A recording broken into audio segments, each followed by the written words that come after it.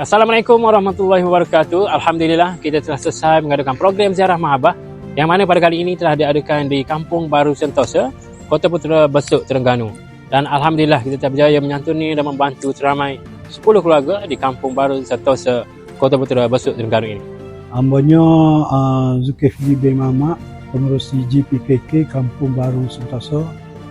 Inginlah mengucap terima kasih pada Muslim Malaysia kerana sudi masuk kampung hamba ni bagi 10 orang kotak makanan bagi orang-orang susah lah. Untuk penerima yang pertama iaitu Puan Nur Azirah binti Mak Ripin yang berumur 31 tahun dan beliau merupakan seorang ibu tunggal yang mempunyai anak seramai 2 orang yang berumur 4 tahun dan juga 6 tahun, dan beliau bekerja melipat kain di Dobi untuk menyara anak-anaknya. Dan kini beliau tinggal bersama ibu bapanya setelah dia berpisah dengan bekas suaminya. Penerima yang kedua iaitu Puan Siti Nurfatihah binti Daud, berumur 34 tahun dan beliau mempunyai anak seramai 6 orang. 5 anaknya bersekolah, dan bagi memenuhi keperluan harian mereka, beliau mendapat sumber pendapatan melalui menjual kelapa. Dan kelapa itu dipanjat oleh anak-anaknya yang berumur 16 tahun dan juga 15 tahun, anak yang sulung dan juga anak yang kedua, apabila mereka habis waktu sekolah. Penerima yang ketiga iaitu Puan Siti Nora Nasuhah binti Cik Abdul Ghafar, berumur 32 tahun, mempunyai isteri rumah seramai 5 orang.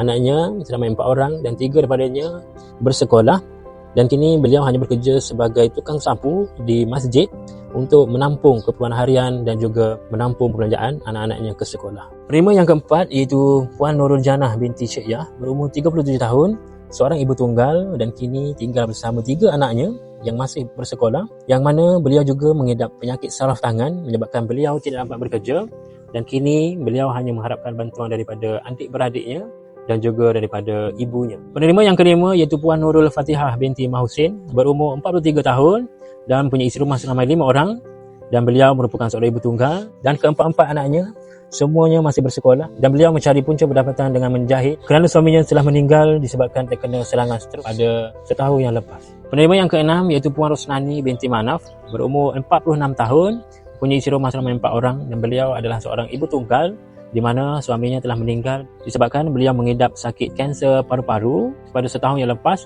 dan kini beliau hanya tinggal bersama 3 orang anaknya yang masih bersekolah, dan beliau hanya bekerja di kedai makan untuk menampung keperluan harian dan juga untuk keperluan persekolahan anak-anaknya. Penerima yang ketujuh iaitu Puan Fazirah binti Mak Nasir, berumur 41 tahun, isteri rumahnya seramai 5 orang dan suaminya hanya bekerja kampung di mana pekerjaan yang tidak menentu. Mereka mempunyai anak seramai 3 orang, di mana 2 orang anaknya yang bersekolah dan anaknya yang bongsu berumur 1 tahun, dan isterinya membantu pendapatan suami dengan menjadi pengasuh kepada kanak-kanak. Penerima yang ke-8 iaitu Puan Wan Nasrah binti Wan Cik, berumur 58 tahun, seorang ibu tunggal, isteri rumahnya seramai 8 orang dan suaminya telah lama meninggal dunia, dan kini beliau tinggal bersama anak-anak dan juga cucunya, di mana beliau sendiri mengidap penyakit kencing manis dan juga darah tinggi. Penerima yang ke-9 iaitu Tengku Din bin Tengku Musa, berumur 49 tahun, mempunyai isteri rumah seramai 4 orang, dan beliau tinggal bersama isteri dan juga anaknya 2 orang yang masih bersekolah. Dan beliau tidak dapat bekerja sejak daripada 2 tahun yang lepas disebabkan terkena serangan strok di kepalanya, dan kini beliau dan juga isteri mengharapkan bantuan daripada anak-anaknya untuk keperluan hariannya dan juga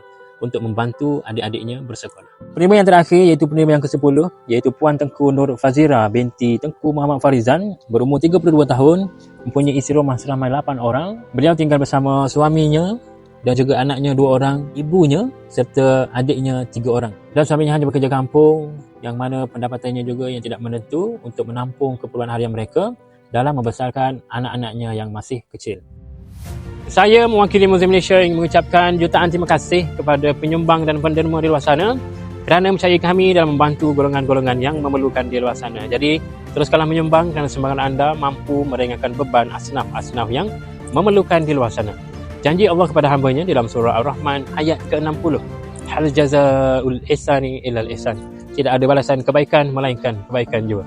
Jadi sekian saja daripada saya untuk program ziarah mahabbah hari kali ini. Assalamualaikum dan terima kasih.